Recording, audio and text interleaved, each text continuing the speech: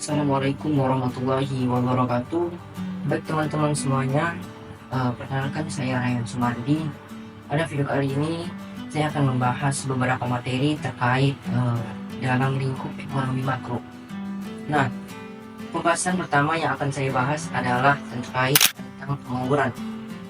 Di mana pengangguran itu adalah keadaan seseorang di mana seorang itu masuk dalam angkatan kerja di usia 15 tahun sampai 64 tahun yang sedang mencari pekerjaan atau tidak bekerja. Nah, bagaimana jika di suatu daerah itu mayoritas tenaga kerjanya adalah bekerja di pertambangan yang seiring berjalan waktu pertambangan itu tutup oleh karena beberapa faktor yang mendukungnya tutup. Nah, ternyata itu disebut dengan pengangguran struktural, teman-teman. Mengapa demikian? Karena kurangnya keterampilan pada tenaga kerja tersebut, karena mereka fokus pada keterampilan tentang mengolah pertambangan di daerah tersebut. Akibatnya mereka sulit mencari pekerjaan yang lainnya. Nah, solusi apa yang bisa ditawarkan oleh pemerintah untuk mengatasi ekonomi di daerah tersebut? Yang pertama, pemerintah itu bisa mengadakan pelatihan-pelatihan untuk meningkatkan keterampilan, sehingga keterampilan tenaga kerja tidak fokus pada keterampilan untuk mengolah pertambangan saja. Terus pemerintah itu bisa mengadakan pelatihan seperti pelatihan untuk meningkatkan skill pengetahuannya atau mengoperasikan pada teknologi, atau juga bisa pelatihan terkait pertanian, mengingat iklim di Indonesia ini cocok untuk mendukung kualitas hasil panen pada pertanian. Nah, yang kedua, pemerintah itu bisa investasi di sektor lain. Tidak hanya sektor pertambangan saja, bisa misalnya pemerintah bisa berinvestasi ke sektor lain, sektor pariwisata contohnya, sehingga tidak fokus pada sektor pertambangan saja. Itu bisa mengubah ekonomi secara bertahap. Kemudian ketiga, pemerintah bisa memberikan bantuan modal untuk usaha-usaha kecil, contohnya saja seperti UMKM. Nah, dari ketiga solusi itu harapannya bisa mengubah ekonomi di daerah tersebut menjadi lebih baik. Nah, itu tadi bergantung pada sektor pertambangan. Bagaimana jika tenaga kerja itu bergantung pada sektor pariwisata, yang pastinya itu merupakan pekerjaan yang musiman, teman-teman. Seperti halnya pemandu wisata, ia kehilangan pekerjaan saat musim liburan telah berakhir. Ternyata itu termasuk pengangguran musiman. Ketergantungannya pada sektor musiman ini bisa mempengaruhi kestabilan ekonomi. Ya, saat musim sepi pasti pendapatan turun, dan bisnis lokal juga pasti terdampak. Nah, solusinya seperti tadi, bisa dikembangkan pada sektor lain, jadi tidak hanya berfokus saja pada sektor pariwisata ini, teman-teman. Lalu bagaimana jika teknologi itu berkembang sangat amat besar? Tentu itu akan menimbulkan kesenjangan keterampilan di antara tenaga kerja dan juga perusahaan yang menuntut perusahaannya untuk mengikuti perkembangan zaman agar dapat bersaing dengan perusahaan-perusahaan pesaing. Nah, ternyata ini adalah pengangguran struktural karena ekonomi kini membutuhkan keterampilan digital di era digital saat ini. Nah, bagaimana solusinya? Gunakan solusi jangka panjang, fokus pada pendidikan. Nah, bicara masalah pendidikan, tentu tidak hanya fokus pada siswanya saja atau mahasiswanya saja. Tentu harus fokus juga pada tenaga pengajar dengan memperbarui pendidikan yang mengajarkan tentang teknologi agar siswa atau mahasiswa terbiasa dengan menggunakan teknologi, tidak kaku lagi. Nah, kemudian bisa ciptakan lapangan pekerjaan yang mengaitkan dengan teknologi agar tenaga kerja itu terbiasa dengan teknologi di era digital saat ini. Oke, kita lanjut ke pembahasan yang kedua, adalah inflasi. Inflasi itu kenaikan harga barang dan jasa secara berkesinambungan dalam jangka waktu tertentu. Nah, bagaimana jika di suatu negara itu petani dan kebunannya mengalami gagal panen? Itu bisa mempengaruhi harga pokok dari pangan yang bisa naik drastis karena hal ini. Nah, ternyata ini disebut dengan cost push inflation. Nah, mekanismenya, gagal panen ini bisa mengurangi pemasokan bahan pangan seperti beras atau sayuran. Nah, yang dialami oleh petani, dia mengalami kerugian beberapa kali lipat oleh karena biaya produksinya yang meningkat. Nah, ini berdampak pada kenaikan harga ke konsumen. Nah, solusi, pemerintah bisa memainkan peran impor di sini. Lanjut, demand pull inflation. Di mana demand pull inflation ini adalah ketika permintaan suatu barang lebih tinggi daripada penawaran suatu barang. Contoh kasus ketika lonjakan kenaikan permintaan barang elektronik di akhir pekan itu terjadi seperti barang ponsel ataupun laptop yang mengalami peningkatan permintaan dan si penawar tidak cukup untuk memenuhi kebutuhan permintaan tersebut, maka terjadilah kenaikan harga dari barang elektronik tersebut. Solusinya, pemerintah dapat menetapkan suatu regulasi yang dapat meningkatkan produksi ataupun pemasokan barang elektronik untuk memenuhi kebutuhan permintaan tersebut. Nah, tadi itu adalah inflasi yang terjadi karena lonjakan permintaan barang elektronik di akhir tahun. Nah, lalu ini adalah inflasi yang terjadi yang disebabkan oleh konsumsi masyarakat, di mana kasus ketika permintaan lonjakan dari masyarakat itu meningkat akibat dari konsumsinya. Nah, cara mengatasi hal ini adalah tentu peran bank sentral itu harus menetapkan kebijakan moneter kontraktif, yang dimana kebijakan ini bisa dilakukan dengan cara menurunkan uang yang beredar. Instrumennya yang pertama adalah bank sentral harus menaikkan suku bunga bank agar pinjaman mahal sehingga menurunkan belanja dari masyarakat. Yang kedua, bank sentral itu bisa menjual surat obligasi atau obligasi agar bisa menarik uang dari masyarakat ke bank. Nah, yang ketiga itu bank sentral melakukan peraturan untuk melakukan wajib bank kepada masyarakat agar bank itu tidak meminjam banyak uang dari luar. Dengan langkah-langkah ini tentu bisa mengendalikan inflasi tersebut. Nah, bagaimana jika pemerintah itu dalam kasus tadi menerapkan kebijakan fiskal kontraktif? Nah, tentu langkah pemerintah yang dapat diambil, instrumen pertama yang bisa dilakukan oleh pemerintah adalah menaikkan pajak seperti pajak penghasilan. Agar apa? Agar menurunkan konsumsi masyarakat. Yang kedua, pemerintah itu bisa mengurangi belanjanya dengan penundaan proyek-proyek tertentu agar untuk meningkatkan permintaan. Nah, dengan langkah ini bisa mengendalikan inflasi yang sedang terjadi.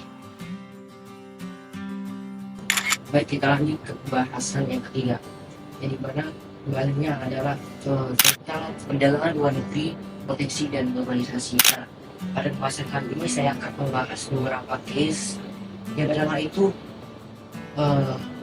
tentang keunggulan absolut dan keunggulan kooperatif dalam suatu negara. Misalnya negara A ini memproduksi dua jenis barang dalam keunggulan absolutnya, dan negara B ini memproduksi satu barang yang sama tetapi memproduksi dengan keunggulan komparatif, di mana singkatnya keunggulan absolut ini suatu negara itu memproduksi suatu barang dengan sumber daya yang sedikit, sedangkan keunggulan komparatif ini adalah keunggulan yang dimana suatu negara itu memproduksi suatu barang dengan biaya yang lebih murah.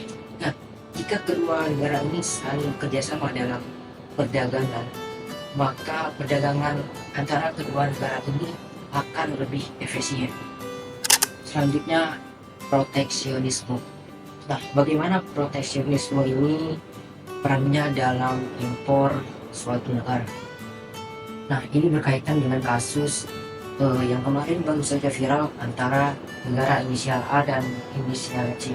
Peran proteksionisme ini dalam tarif impor yaitu untuk melindungi industri lokal. Kelebihannya adalah industri lokal dari negara itu bisa tumbuh dan itu bisa meningkatkan lapangan pekerjaan sehingga bisa mengurangi angka pengangguran di negara tersebut. Kekurangannya, harga akan naik. Ini bisa mempengaruhi daya beli masyarakat di negara itu dan pasti industri bakal malas untuk berinovasi karena kurangnya persaingan dari negara lain. Akibatnya, negara di sekitarnya itu akan bereaksi dengan membalas tarif impor itu. Nah, proteksionisme ini bisa bermanfaat ketika itu bisa digunakan dengan baik dan tetapi tetap harus berhati-hati agar ekonomi tetap stabil dan sehat. Nah, berbicara masalah perdagangan negeri tentu yang memiliki hambatan. Jadi ada 3 jenis hambatan dari perdagangan luar negeri: tarif, kuota, dan juga subsidi. Nah, yang pertama tarif. Tarif itu adalah pajak dari impor. Kelebihannya untuk melindungi industri lokal dan juga menambah pendapatan suatu negara. Nah, kekurangannya itu bisa menaikkan harga suatu barang. Nah, yang kedua adalah kuota. Kuota ini adalah jumlah barang yang memiliki kelebihan menjaga industri lokal dan mempunyai kelebihan memicu kelangkaan suatu barang. Nah, yang terakhir adalah subsidi. Subsidi ini bantuan untuk agar industri lokal ini barangnya lebih murah. Nah, memiliki kelebihan produk yang kompetitif lokal dan juga memiliki kekurangan untuk menambah beban anggaran suatu negara. Jadi ketiga jenis hambatan ini memiliki plus minusnya masing-masing. Jadi ketika ingin menggunakannya, gunakanlah dengan bijak dan tepat. Kita lanjut ke pembahasan yang keempat, yaitu neraca pembayaran dan kurs. Singkatnya, neraca pembayaran ini adalah catatan transaksi yang dilakukan oleh suatu negara terhadap negara lain, baik dari dalam negeri maupun luar negeri. Sedangkan kurs ini adalah nilai tukar.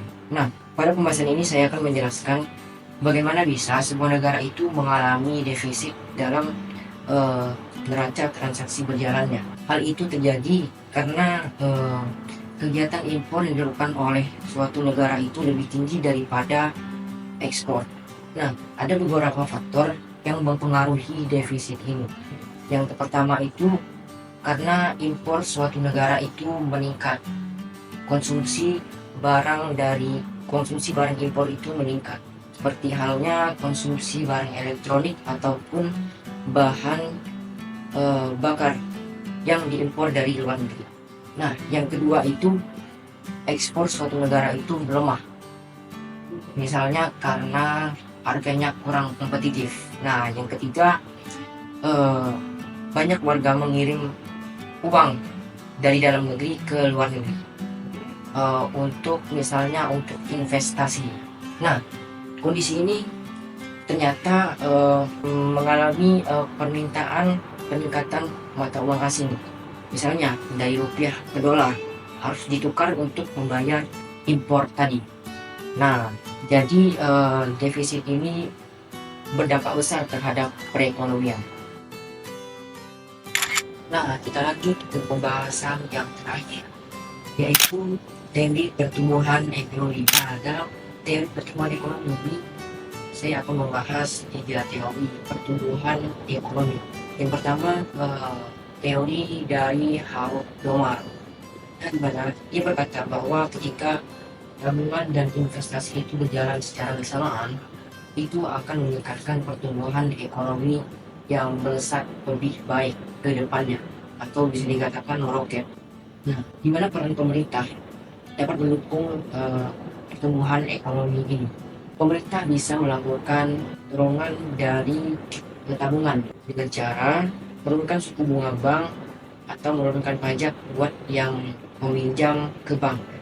Nah, kedua, pemerintah itu bisa melakukan dengan investasi yang bijak dengan cara meningkatkan belanja negara seperti misalnya membangun jalan tol untuk meningkatkan mobilitas, distribusi barang dan jasa itu agar lebih cepat dan lebih efektif juga efisien. Nah, dengan investasi yang bijak dan tabungan yang banyak, ini akan membuat pertumbuhan ekonomi lebih baik ke depannya menurut teori ini. Nah, yang kedua adalah teori dari Sloman. Ia berkata bahwa tidak cukup hanya mengandalkan tenaga kerja dan modal saja untuk pertumbuhan ekonomi. Karena mengapa? Mengandalkan tenaga kerja dan modal itu produksi suatu perusahaan bakal stuck atau timbulnya suatu hukum ekonomi namanya law of diminishing returns, di mana hukum ini adalah ketika penambahan satu unit dari faktor produksi itu bisa mengurangi output suatu produksi. Nah, jadi Sloman ini berkata bahwa peran teknologi ini sangat berperan penting dalam meningkatkan pertumbuhan ekonomi dengan cara menggantikan beberapa tenaga kerja dengan mesin-mesin yang lebih efektif dan juga efisien untuk meningkatkan produksi suatu barang atau jasa. Itu menurut teori Sloman ini. Baik, yang terakhir adalah teori Nguyen. Teori pertumbuhan ekonomi yang satu ini fokus pada pendidikan dan riset atau R&D. Nah, bagaimana pemerintah mendukung teori ini untuk pertumbuhan ekonomi agar tumbuh lebih baik lagi?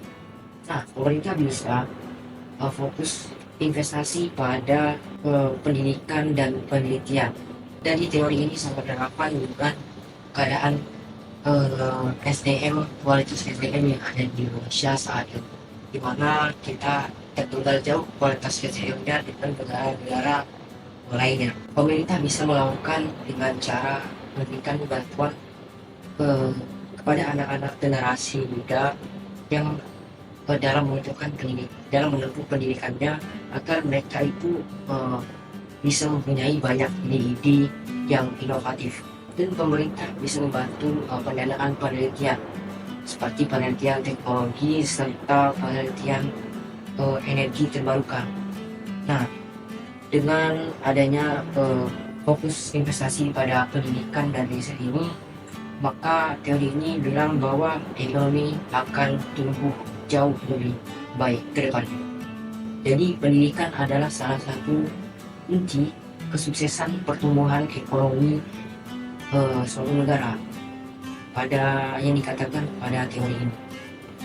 Oke teman-teman semuanya, mungkin cukup sekian video dari saya. Mohon dikoreksi dan apabila saya ada salah kata dalam penyampaian atau menyinggung perasaan si penonton, saya minta ampun dan semoga video ini bermanfaat untuk yang menonton. Assalamualaikum warahmatullahi wabarakatuh.